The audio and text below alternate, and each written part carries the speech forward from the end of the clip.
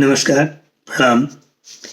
मैं राम सिंह भंडारी गुरुग्राम से साहित्य से चेतना स्वास्थ्य पत्रिका मंच की ओर से आपका स्वागत करता हूं।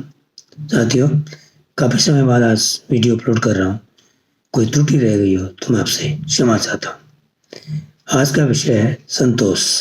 संतोषम परमार्थाय सुखार्थी संहितो भवेत्। संतोष मूलं ही सुखं दुखं मूलं विपर्यये। अर्थात परमात्मा ने हमें जो दिया है हमें उसी में संतोष करना चाहिए। ज़्यादा लालच हमारे दुख का कारण बनता है। इसी संदर्भ में आज एक कहानी प्रस्तुत करना चाहता हूँ। एक बार एक राजा था जो थोड़ा तुरंत मिजाज और सनकी किस्म का था। उसका एक छोटा इकलौता बेटा था जो एक दिन बगीचे में घूम रहा था। बगीचे में घूमते हुए उसके पैर में एक कांटा चुभ गया और वो बालक रोते हुए अपने पिताजी यानी राजा के पास आया। राजा ने उसके जब देखा कि अपने बेटे के पैर में कांटा चुभा है और दर्द से करा रहा है तो राजा से उसका दुख देखा नहीं गया और तुरंत उसने अपने मंत्री को बुलाया और उसको आदेश दिया कि इस बगीचे में कारपेट बिछा दिया जाए चमड़े का, जिससे कि मेरे बेटे को कांटा न लगे अगर से कभी खेलता है तो मंत्री ने तुरंत आज्ञा का पालन करते हुए हामी भरी और साथ ही अपने राजा से संशय में ये भी कहा, हुजूर बालक तो आज बगीचे में खेल रहा है, कल को ये बगीचे से बाहर भी जाकर जा सकता है तो वहां इसके पैर में कांटा चुभेगा। तो राजा ने कहा कि जहां जहां भी बालक जाएगा वहां कारपेट बिछा दिया जाए चमड़े का, जिससे इसको कांटा न चुभे। और इस तरह से मंत्री ने तुरंत राज्य के इंजीनियर को और कोषागार को बुलाया, भाई आप पता लगाइए कि पूरे जहां जहां ये बालक जाएगा वहां पर कारपेट बिछाने का चमड़े का कितना इसकी लागत आएगी। कुछ समय बाद जो राज्य का इंजीनियर था वो एक लागत लेके आया और उसने बताया कि हुजूर इसमें तो बहुत पैसा लगेगा, इतना तो हमारे कोष में पैसा नहीं है, क्योंकि बालक जब भी बड़ा होगा तो कहीं भी जा सकता है राज्य में, तो उस स्थिति में हमें हर जगह कारपेट बिछाना पड़ेगा। इतना हमारे पास कोष में पैसा नहीं, कई गुना उसकी लागत आ रही थी।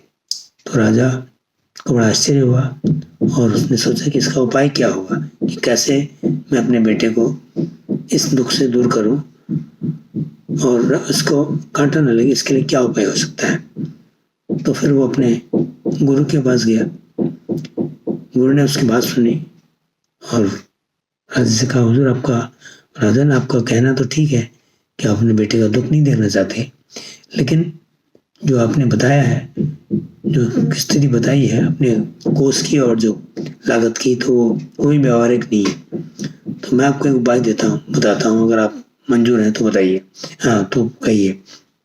तो राजा ने कहा, अवश्य गुरुवर आप बताइए क्या इसका उपाय है।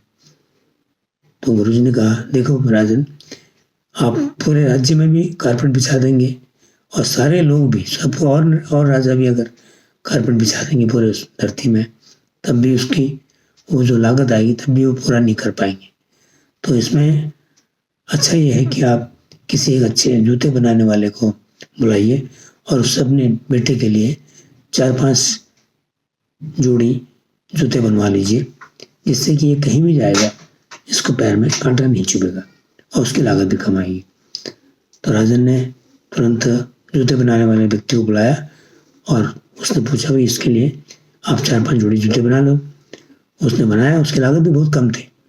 तो ये सुनकर राजा बड़ा खुश हुआ और वो अपने दोबारा गुरु के पास धन्यवाद करने के लिए गया। तो गुरु जी ने कहा, देखो राजन, ये तो छोटी सी बात है, आप अपने बेटे को दुख नहीं देखना चाहते थे, और ये भी सही है कि आप पूरे राज्य में कारपेट नहीं बिछा सकते थे, लेकिन आप हर एक व्यक्ति को, अगर हर एक राज्य में हर एक व्यक्ति को एक जोड़ी जूता दे देंगे, हर एक व्यक्ति राज्य में अगर एक जोड़ी जूता पहन लेगा तो कारपेट बिछाने की आवश्यकता नहीं पड़ेगी। उसने कहा, राजन दरअसल ये बात जूते की नहीं है, पैर का कांटा तो जो चुभा है वो एक बार निकल जाएगा। दरअसल हमारे कष्ट का मूल कारण ये है कि हम अपने से ज़्यादा जब व्यक्ति के ऊपर देखते हैं तो हमें उसके वैभव और उसके धन दौलत को देखे परेशान होते हैं, दुखी होते हैं। यही हमारे दुख का मूल कारण है। हमारे पैर का कांटा तो चुभ जाएगा, निकल जाएगा, लेकिन जो हमारे मस्तिष्क में, जो हमारे दिमाग में जो असंतोष का कांटा है वो कभी नहीं जाता है। तो इसलिए अच्छा है कि हम संतुष्ट रहें, जो हमारे पास है उसी में हम खुश रहें। जो प्राप्त, इसलिए कहा जाता है जो प्राप्त है पर्याप्त है।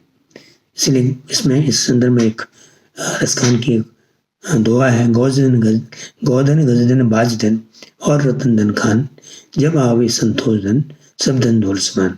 साथियों, आज का वीडियो कैसा लगा? आपसे अनुरोध है कि इस सनातन धर्म के इस साहित्य के इस मुहिम में आप हमारा साथ दें और सनातन साहित्य के प्रचार प्रसार में अपना शुभ अमूल्य सहयोग दें। धन्यवाद, नमस्कार।